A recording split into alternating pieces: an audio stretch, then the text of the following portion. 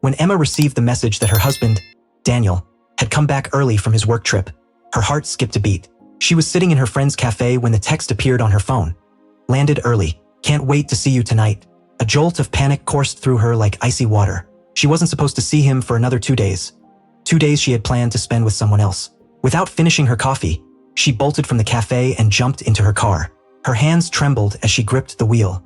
The streets blurred past as fear churned through her mind. She knew exactly what this meant. If Daniel saw another man's car in their driveway, everything she had hidden for months would shatter in an instant. Turning onto her street, Emma's stomach sank. Her lover's car, a sleek black sedan with dark-tinted windows, was still parked in front of the house. She slammed on the brakes, nearly clipping the curb. Her mind went blank. Should she scream, cry, vanish? Daniel's car hadn't arrived yet, but she knew it could be any moment. Emma sprinted toward the house, fumbling for her keys. The front door was locked from the inside, a sure sign that Alex, her lover, was still there. She pounded on the door desperately. "Alex, you have to go now," she hissed, her voice quivering. After a tense pause, Alex opened the door, exuding a calm that made her panic spike even higher. "What's wrong?" he asked, as if oblivious to the danger surrounding them. Emma grabbed his arm, dragging him toward the door. "Daniel's back early. You need to leave right this second." Alex hesitated, his gaze a mixture of smugness and amusement. "So this is it? You're just kicking me out because your husband showed up sooner than expected?" Emma didn't have a second to argue. Heart hammering, she shoved him toward the car. "Please, Alex, just go." At last, he let out a resigned sigh, got in, and drove away. Seconds later, the familiar rumble of Daniel's SUV echoed down the street. Emma barely had a moment to steady herself.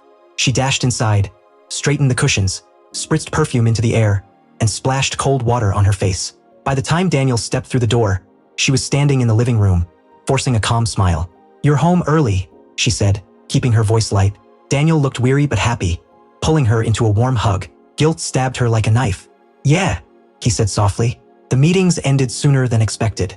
I missed you." His words burned her from the inside out. She couldn't meet his eyes, feeling as though she teetered on the edge of a cliff, ready to fall. During dinner, Emma thought she had narrowly escaped disaster. But halfway through the meal, Daniel frowned.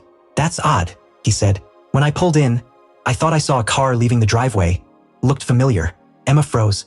Her fork clattered onto her plate. "Probably a neighbor," she said quickly. Daniel nodded slowly, though doubt lingered in his eyes. The conversation shifted to other topics, but the tension didn't dissipate.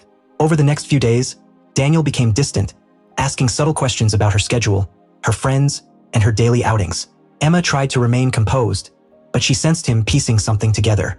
Then one morning, he set his phone on the table, revealing a photo of Alex's car parked outside their home. "Care to explain this?" he asked quietly. Emma's mouth went dry. She couldn't speak. Daniel's voice stayed calm, but it cut like ice.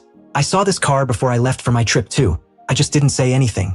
I wanted to see how long you'd lie to me." Tears streamed down her face as she reached for him, but he stepped back. "I trusted you, Emma," he said.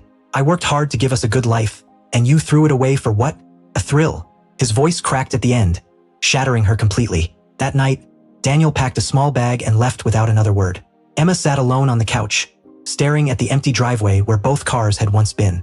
The silence in the house was suffocating. Every tick of the clock reminded her of what she had lost.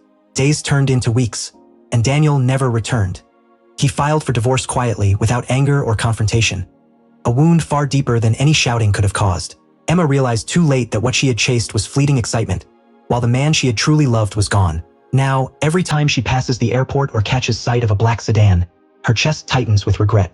She learned the hardest truth. Betrayal never stays hidden forever. Lies always come home, just like Daniel did that day.